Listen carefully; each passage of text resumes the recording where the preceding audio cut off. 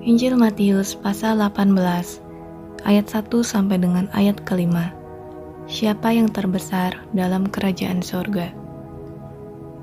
Pada waktu itu datanglah murid-murid itu kepada Yesus dan bertanya, siapakah yang terbesar dalam kerajaan sorga?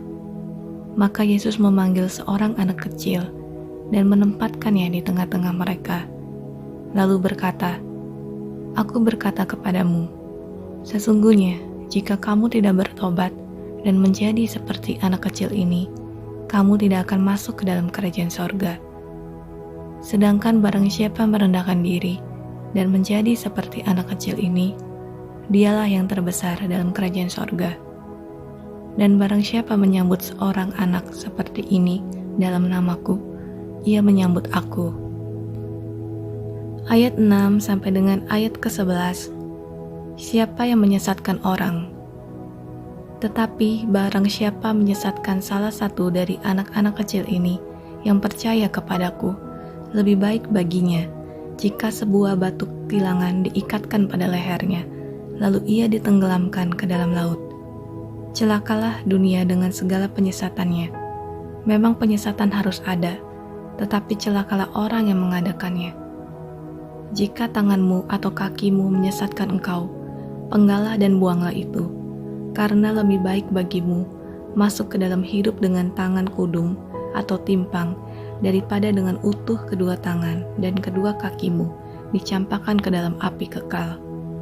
Dan jika matamu menyesatkan engkau, cungkilah dan buanglah itu, karena lebih baik bagimu masuk ke dalam hidup dengan bermata satu daripada dicampakkan ke dalam api neraka dengan bermata dua.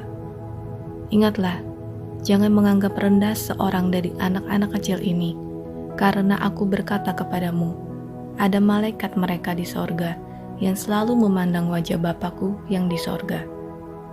Karena anak manusia datang untuk menyelamatkan yang hilang.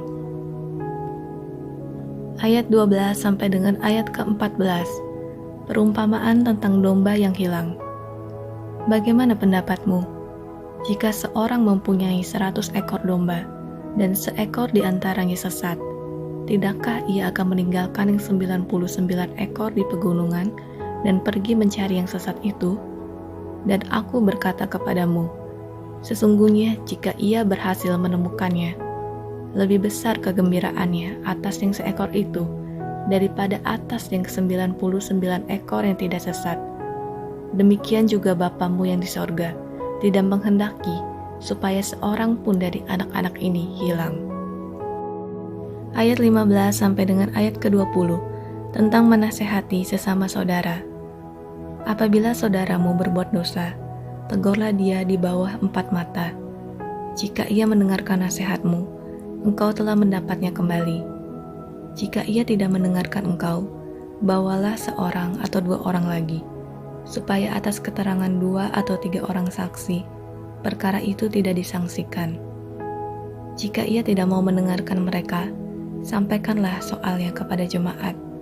Dan jika ia tidak mau juga mendengarkan jemaat, pandanglah dia sebagai seorang yang tidak mengenal Tuhan, atau seorang pemungut cukai.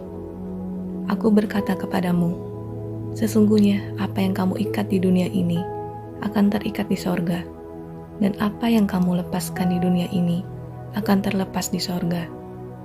Dan lagi aku berkata kepadamu, jika 2 orang daripadamu di dunia ini sepakat meminta apapun juga, permintaan mereka itu akan dikabulkan oleh Bapakku yang di sorga.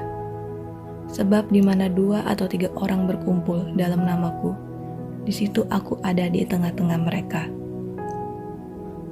Ayat 21 sampai dengan ayat ke-35. Perumpamaan tentang pengampunan. Kemudian datanglah Petrus dan berkata kepada Yesus, Tuhan, sampai berapa kali aku harus mengampuni saudaraku jika ia berbuat dosa terhadap aku? Sampai 7 kali? Yesus berkata kepadanya, bukan, aku berkata kepadamu, bukan sampai 7 kali, melainkan sampai 70 kali 7 kali. Sebab hal kerajaan sorga seumpama seorang raja yang hendak mengadakan perhitungan dengan hamba-hambanya.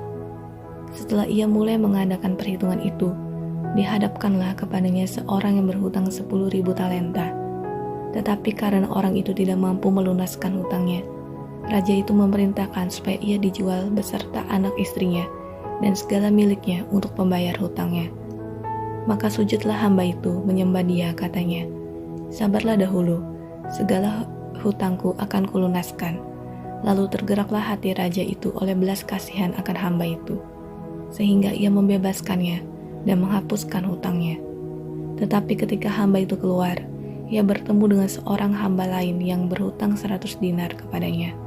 Ia menangkap dan mencekik kawannya itu, katanya, "Bayar hutangmu." Maka sujudlah kawannya itu dan memohon kepadanya, "Sabarlah dahulu, hutangku itu akan kulunaskan."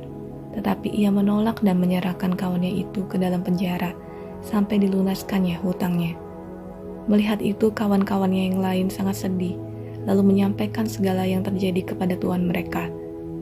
Raja itu menyuruh memanggil orang itu dan berkata kepadanya, "Hai hamba yang jahat, seluruh hutangmu telah kuhapuskan karena engkau memohonkannya kepadaku.